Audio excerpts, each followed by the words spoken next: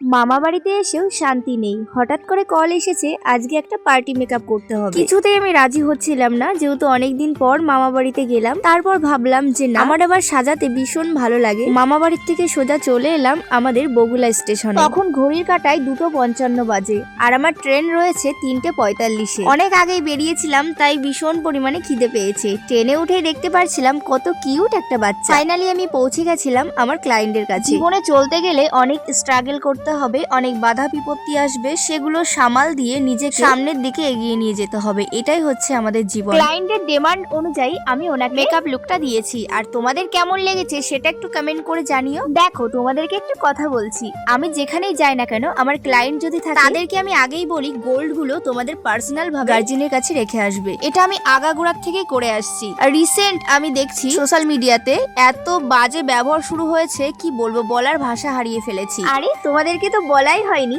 আজকে ফেব্রুয়ারির 25 তারিখ আমার ছিল একটা পার্টি মেকআপ। কেমন লাগছে অবশ্যই তোমরা একটু ছোট্ট করে রিপ্লাই করে যেও, যাতে আমার উৎসাহটা আরো বাড়বে কাজের প্রতি। So tata.